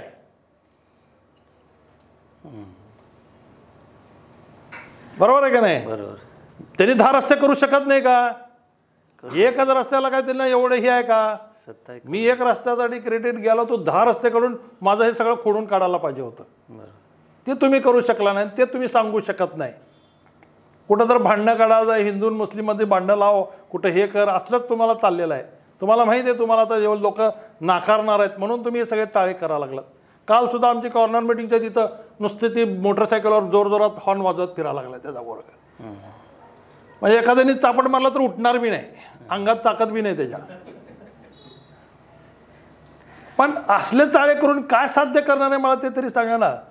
उलट तुम्हीच्या तशा वागण्याने लोकांची सहानुभूती अजून माझी वाढत चालली आहे. आणि म्हणून मी म्हणतो की 100% तुम्हाला याच मायनस करून दाखवतो. कारण तुमचं वागणंच तुम्हाला मायनस करायला आहे, मला काय करायची गरजच नाही आहे. तुमचा अनुभव मोठा आहे ना मतदारसंघातला, सोलापूर शहर जिल्ह्यातला. आणि तुम्ही आत्ता देखील गणित सांगितले की शिंदेसाहेबांना कुठून कशी कशी मतं पडले. आताच्या लोकसभेला एक तुमचा अनुभव पाहता किती मताधिक्य मिळू शकतं ताईंना, काय सांगाल? मी जास्त काय फार खोलात जाणार नाही. वंचितला जेवढी मतं पडली त्याची 50%पेक्षा जास्त लीडनी प्रणितीताई निवडून येतील. मी सगळे वंचितचे मतं पडतील असं सांगत नाही, पण वंचितला जी मतं पडली त्याच्या 50%चा लीड प्रणितीताईचा राहील. निवडून येतील खात्रीने सांगतो. अत्यंत मोकळेपणानं आजच्या या खुली चर्चा व्यासपीठावर चर्चा झाली. महेश कोटे यांनी एक खूप चांगलं या ठिकाणी एक वाक्य वापरले की शिंदेसाहेबांनी काम केलं नाही म्हणून तुम्ही जनतेने 2 वेळा त्यांना या ठिकाणी पाडलं, आणि ज्यांना निवडून दिलं त्यांनी 10 वर्षात आपल्या संधीचं सोनं केलं का? अत्यंत परखड आणि खडा सवाल त्यांनी भारतीय जनता पार्टीला केला आहे. आणि गेल्या 10 वर्षात सर्वच पातळीवर मोदी सरकार हे अपयशी ठरलं, आणि त्यामुळंच आता जनता त्यांना येणाऱ्या निवडणुकीत नाकारेल. आणि शहर उत्तरमध्ये कमीत कमी 50,000चं लीड हे मायनस होईल. आणि वंचितला जितकी मतं मिळाली त्याच्या निम्म्या तरी मताधिक्य ताईंना मिळेल असं त्यांनी ठामपणे लीड मिळेल, मताधिक्य लीड मिळेल असं त्यांनी या ठिकाणी ठामपणे सांगितलं आहे. आणि मी ज्या पक्षात गेलो त्या पक्षाशी प्रामाणिक राहिलो. मी जिथं जिथं गेलो तिथं माझ्यावर अन्याय झाला, माझं काम हेच माझी खरी पावती आहे. आणि तात्यांनी जे आजपर्यंत जनतेसाठी केलं तेच पाहून आज प्रत्येक पक्षाला वाटतं की महेश कोटे आपल्या पक्षात असावेत.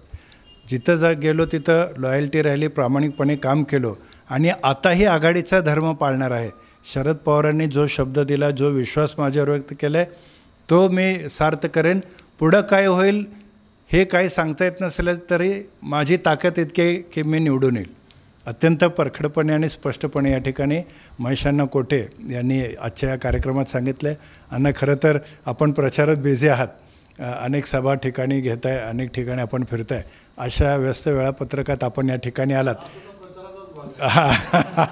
आणि प्रत्येक प्रश्नाला तुम्ही स्पष्टपणे उत्तरं दिली, आडपडदा न ठेवता स्पष्टपणे उत्तरं दिली.